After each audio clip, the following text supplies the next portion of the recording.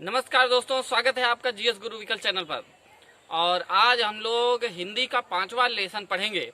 इसमें हम लोग विशेषण को पढ़ने वाले हैं और बहुत ही इम्पोर्टेंट ये चैप्टर है। अभी तक जो चैप्टर पढ़े वहाँ से एक आध क्वेश्चन, लेकिन ये बहुत इंपॉर्टेंट क्योंकि यहाँ टेक्निकलिटी है थोड़ा सा।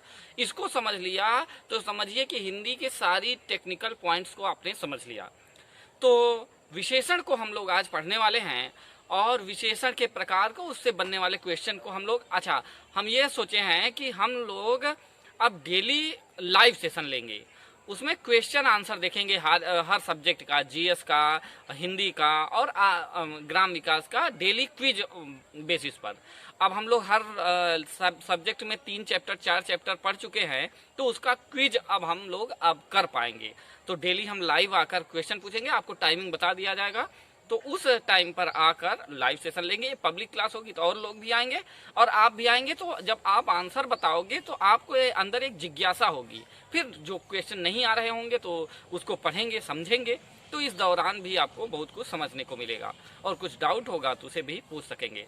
तो डेली हम लोग लाइव सेशन लेंगे और आज ही शाम से शुरू हो जाएगा यह।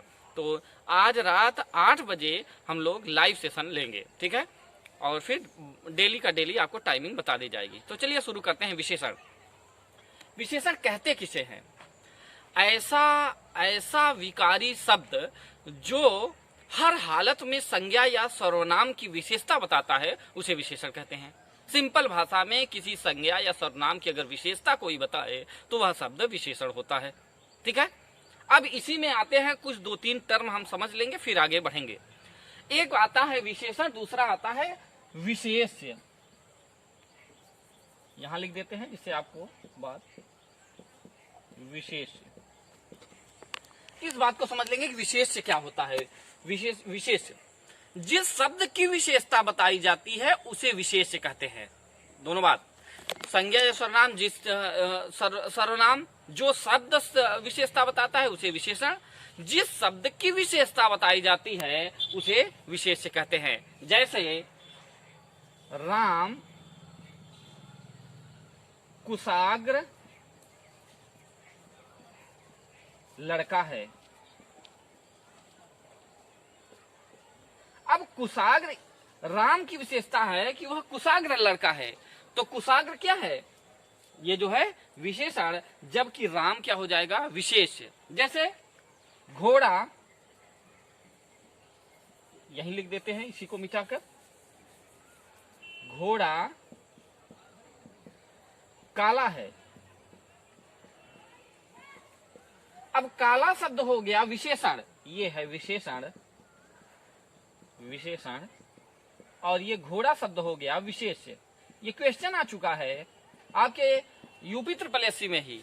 सेंटेंस दे दिया कि नील कमल स्वच्छ पानी में खिला है, और पूछ लिया इसमें कितने विशेषण और कितने विशेष्य हैं।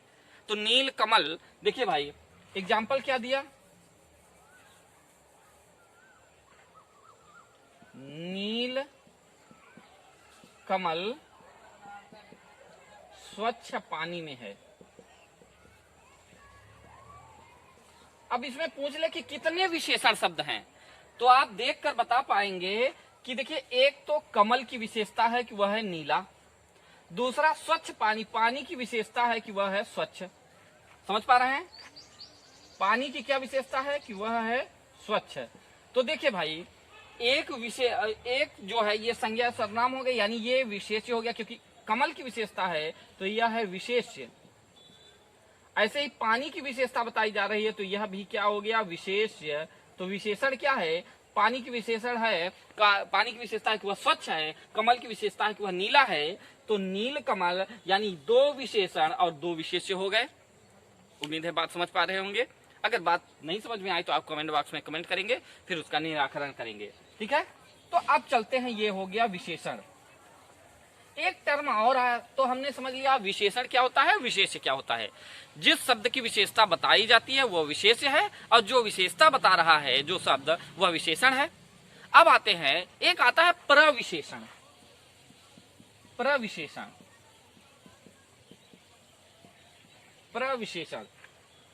कुछ ऐसे शब्द होते हैं जो विशेषण की भी विशेषता बताते हैं। तो विशेषण की भी विशेषता बताने वाले जो है शब्दों को प्रविशेषण कहा जाता है। जैसे हमने कहा राम तेज लड़का है। अब राम की विशेषता है कि वह तेज लड़का है, तेज है। और यहीं हम एक शब्द और जोड़ दें कि राम बहुत तेज लड़का है। अब ये जो बहुत है यह हो गई तेज की विशेषता। तो यह बहुत तेज जो जुड़ गया तो बहुत शब्द क्या हो गया? प्रविशेषण। उम्मीद है बात समझ पा रहे होंगे कि राम बहुत तेज लड़का है। तो राम तेज लड़का है तो तेज विशेषता हो गई राम की, जबकि बहुत हो गई तेज और ज्यादा विशेषता हो गई विशेषण की। तो बहुत शब्द क्या हो गया? प्रविशेषण हो गया। बात समझ पा रहे हैं? अब आप देख लेते हैं। अब हम लोग देख पा रहे हैं कि विशेषण के प्रकार। इसको समझ लिया तो हम विशेषण से सारे क्वेश्चन कर लेंगे। अच्छा, विशेषण को नॉर्मली दो भागों में बांट सकते हैं। उसके लगने के आधार पर सेंटेंस में, वाक्य में उसके स्थान के आधार पर दो भागों में बांट लेते हैं। एक होता है विशेष विशेषण, विशेष विशेषण, और दूसरा होता है विधेय विशेषण, विधेय विशेषण। ऐसे भी क्वेश्चन आया है इसलिए बता रहे हैं। विशेष विशेषण वो होता है जो शब्द के पहले आकर विशेषता बताए तो उसे विशेष विशेषण कहते हैं। जैसे नील कमल, नील कमल। अब देखें, कमल की विशेषता है कि वह नीला है, लेकिन कमल के पहले शब्द आकर यह विशेषता बता रहा है कि नील कमल। तो नील जो विशेषण है, कमल का विशेषण नील है या नीला है, वह क्या है? विशेष विशेषण है। और अगर यही कह दे कि घोड़ा काला है, अब घोड़ा काला है तो आप देखेंगे कि घोड़े के बाद में, घोड़े की विशेषता है कि वह काला है और यह घोड़े के बाद में यूज हो रहा है, काला है, घोड़ा काला है, तो काला, तो यह विधेय विशेषण होगा।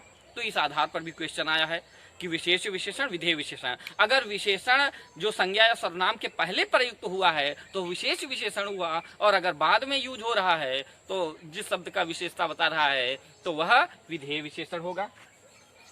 अब हम चलते हैं विशेषण के प्रकार, उसके आधार पर देखेंगे, उसके क्रिया प्रतिक्रिया के आधार पर देखेंगे। तो विशेषण को चार प्रकार से बांटा गया है, चार वर्गों में हम बांट सकते हैं। पहला है गुणवाचक विशेषण, पहला गुणवाचक विशेषण। दूसरा संख्यावाचक विशेषण, तीसरा परिमाणवाचक विशेषण, और चौथा है सार्वनामिक या संकेतवाचक विशेषण। गुणवाचक, संख्यावाचक, परिमाणवाचक, सार्वनामिक विशेषण दे देता है कि निम्न में से यह कौन सा विशेषण है, या कोई सेंटेंस दे दिया और उसमें अंडरलाइन कर दिया, कहा यह अंडरलाइन किया हुआ विशेषण कौन से प्रकार का विशेषण है। तो अब इसको हम समझ लेंगे तो हम बता पाएंगे कि यह किस प्रकार का विशेषण है। पहला गुणवाचक विशेषण। गुणवाचक विशेषण को 5-6 भागों में बांट लेते हैं। 6 भाग के आधार पर 6 प्रकार के गुणवाचक विशेषण होते हैं। गुण, गुण, काल, स्थान, आकार, रंग, दशा। यानी ऐसा विशेषण जिसमें गुण, काल, स्थान, आकार, दशा और रंग आदि की विशेषता बताई गई हो, रंग आदि शब्द आए, तो वह विशेषण क्या होगा? वह विशेषण गुणवाचक होगा। तो ऐसा विशेषण जिसमें गुण दोष की बात की गई हो, जैसे जैसे क्या? वह बहुत ईमानदार व्यक्ति है, वह बहुत ईमानदार व्यक्ति है। तो गुण है यह, ईमानदारी एक गुण है। ईमानदारी, सच्चाई, बेईमानी, तो यह गुणवाचक विशेषण हो जाएगा, है ना। काल, जैसे वह कल आया था, वह कल आया था, या कह दे वह परसों जाएगा, ऐसी बात कर दे।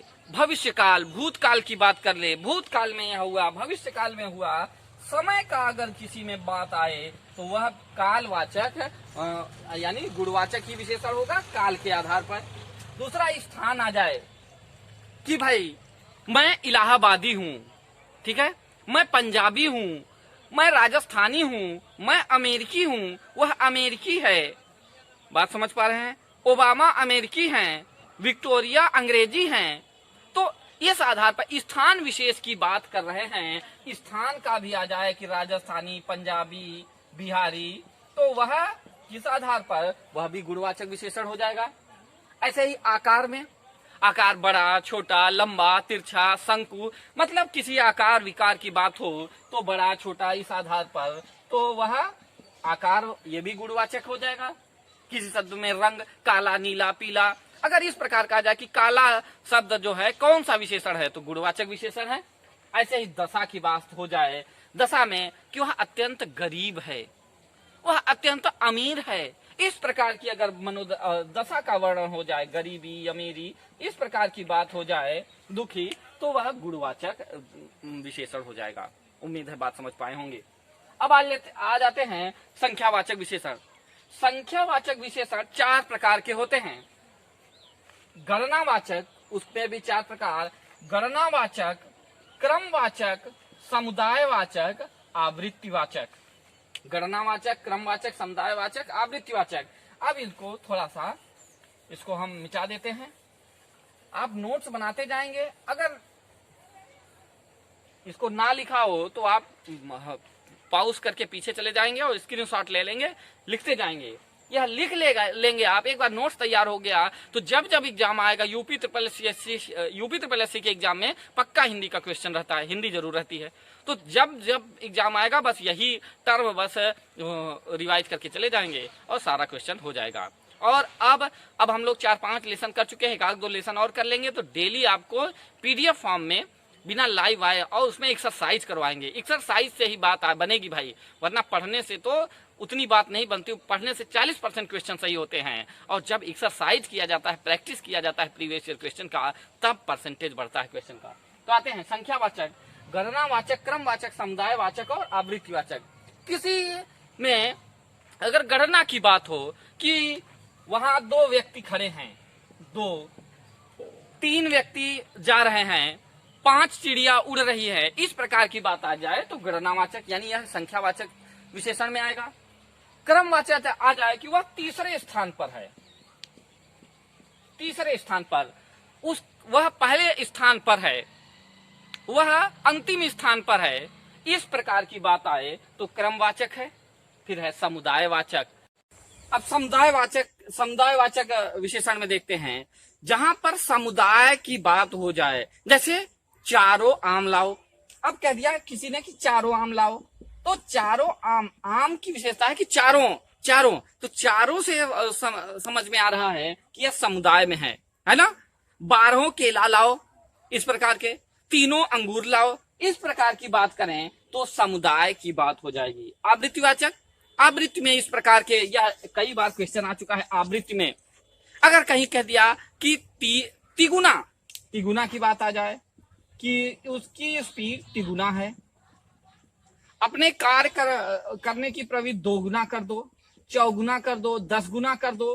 तो इस प्रकार की अगर बात आए, कहीं 3 गुना, 2 गुना, 4 गुना, 10 गुना, 1000 गुना, ऐसी बात आ जाए, 100 गुना बात आ जाए, तो वह आवृत्तिवाचक विशेषण हो जाता है। बात समझ पा रहे हैं? अब आते हैं परिमाणवाचक। परिमाणवाचक की बात कर लें तो देखो भाई, परिमाणवाचक को 2, परिणाम नहीं, ध्यान रखना है, कंफ्यूज नहीं होना है। परिमाण का मतलब होता है मात्रा, क्वांटिटी को। तो इसको 2 आधार पर, निश्चित अनिश्चित में बांट लेंगे परिमाणवाचक को। परिमाण, क्वांटिटी, अगर किसी में माप तौल की वस्तु आती है तो वहां पर परिमाण की बात हो जाती है। जैसे 3 किलो आम, 5 किलो दूध, 3 लीटर तेल, तो वहां पे परिमाणवाचक आ जाए। अब यह भी निश्चित होता है और कुछ अनिश्चित होता है।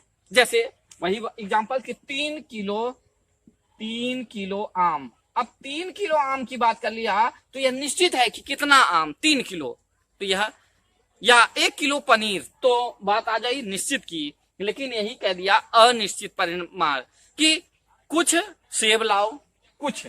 अब आ गया कुछ, जब आ गया तो अब कुछ तो विशेषता बता रहा है सेब की विशेषता कि कुछ है, लेकिन कितना है यह पता नहीं चल रहा है।